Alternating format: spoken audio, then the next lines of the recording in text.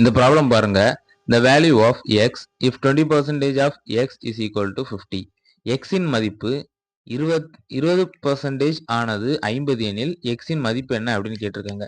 சிம்பிளா நம்ம பாக்ஸ் மெத்தட்ல போடலாம். இப்போ பாத்தீங்கன்னா x உடைய 20% தான் 50 அப்படின்னு வந்து சொல்லியிருக்காங்க. அதாவது இப்போ 20% of x அதான் பாத்தீங்கன்னா 50. இப்போ x ஓட வேல்யூ கேட்டிருக்காங்க. அப்போ 100% எவ்வளவு அப்படின்னு பார்க்கணும். 20% பார்த்தீங்கன்னா 50னா பாக்ஸ் மெத்தட் நிறைய பேருக்கு தெரியும் அப்படின்னு நினைக்கிறேன். நம்ம வேற ஒன்றும் இல்லை, சிம்பிளா பெர்சன்டேஜ் ஈக்குவலாக அதோட வேல்யூ போடணும். 100% ஈக்குவலாக நம்ம என்ன அப்படிங்கிறத கண்டுபிடிக்க போகிறோம்.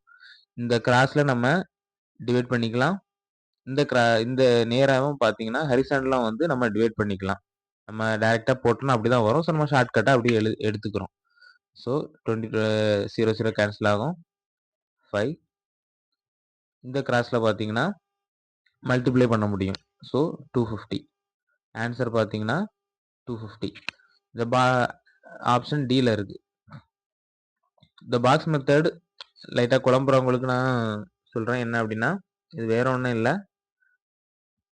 இப்போ நம்ம டேரெக்டாக இருந்துச்சு, இதில் எக்ஸ் அப்படியே இருந்துச்சுன்னா நம்ம எப்படி எடுப்போம்? 20x கிராஸ் மல்டிப்ளை பண்ணுவோம் தானே. 20x is equal to